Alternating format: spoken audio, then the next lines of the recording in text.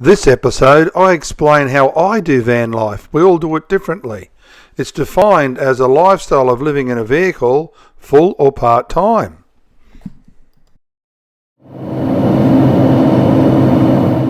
Many ponder the idea of working on the road, being a digital nomad. Many have other jobs. Many can fly in, fly out. Others can just work their normal job, take off on the weekends and whenever they get holidays, or public holidays, or some sort of break. It's a getaway. It's a getaway from the norm. It's a getaway from the mundane. It's an escape. Sometimes you can't escape because things aren't working right.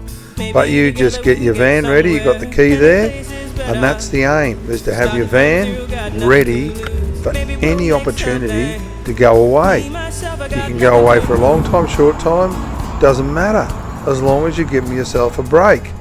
And that's what van life's about. Yes, we all need money to get by, but we can be creative. We can find other ways of getting income streams or other ways of working. Everyone's flexible, everyone's got options. It's not a perfect world. It's a bit different if you're living in your van and you have to because you've got nowhere else to live. But you might have a few little boys' toys or girls' toys to play with and a bit of spare time, and you might want to have a go at the van life. It's actually a great thing to do if you want to bring your bed and your whole living room with you wherever you go. You can take it right to the beachfront. It's your choice. It's all a matter of tactics and strategies to get yourself on the road and into the places that you would like to be. It's not about a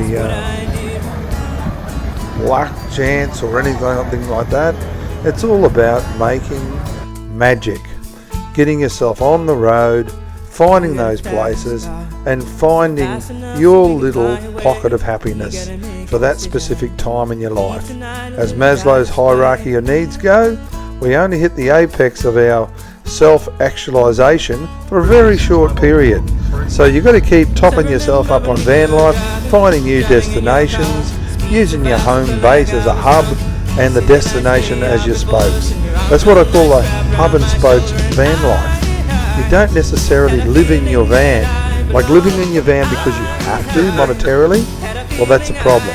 You've also got maintenance like a house. You might have to fix your wipers up. You might have to get your windscreen replaced because you've got a cracked screen. You've got to fill your fridge up, the same as at home. Go in there, top your little fridge up. I have a Glacio fridge. I top it up with all my food that I need.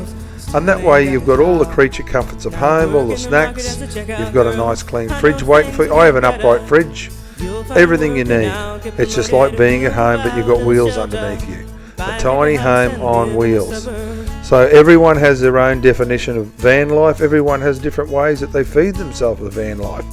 I have a bit of like takeaway, cook myself, whatever I feel like, because I actually work in between.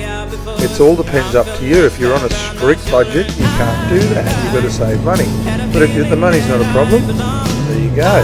You can have pets come along, but I just have Silvertail because there's no dramas. A lot of places say no pets, strictly no pets or whatever. So I don't have that drama, but the downside is I don't have any company.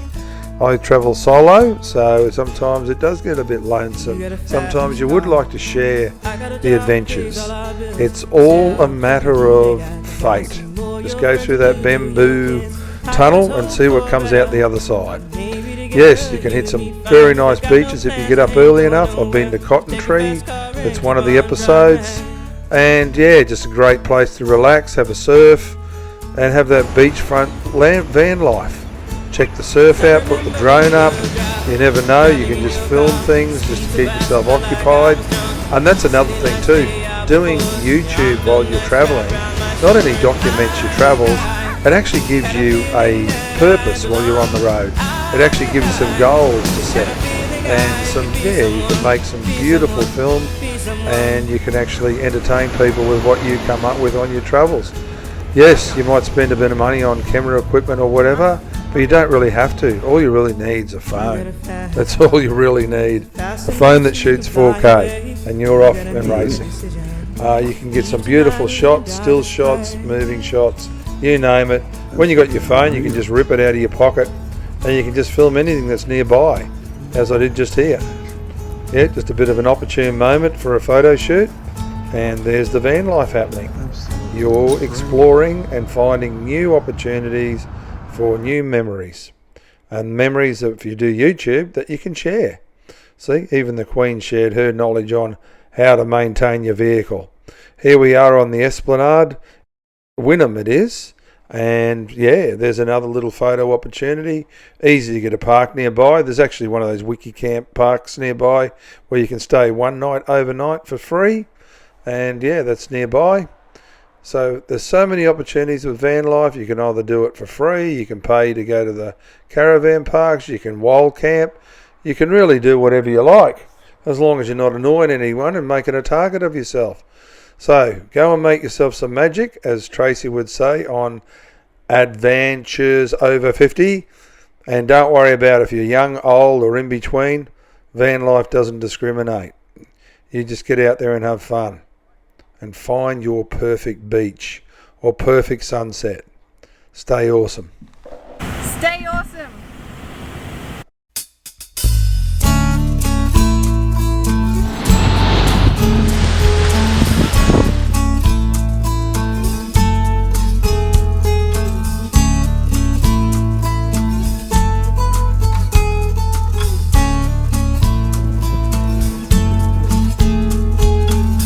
Get a fast car, I want a ticket to anywhere.